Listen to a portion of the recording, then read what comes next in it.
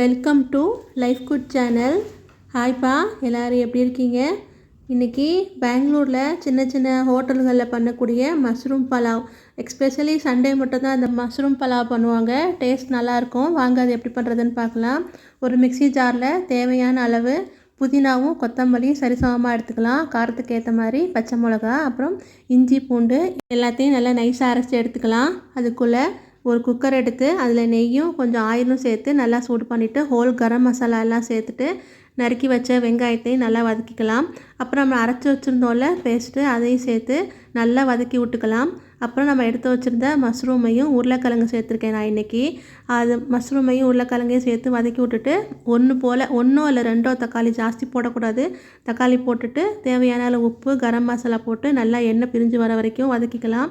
அப்புறம் 1 கிளாஸ் அரிசிக்கு 2 கிளாஸ் தண்ணி வீதமாக சேர்த்துக்கலாம். நான் மிக்ஸி கவுனில் தண்ணி ஊற்றுனதுனால அது பச்சை கலரில் இருக்குது.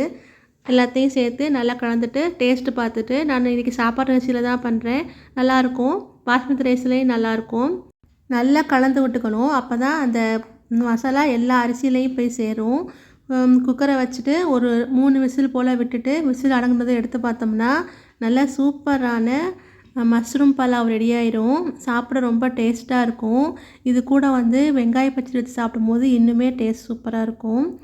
நீங்களும் செஞ்சு பாருங்கள். பெங்களூர் ஸ்பெஷலான மஷ்ரூம் பலாவ். தேங்க்ஸ் ஃபார் வாட்சிங்.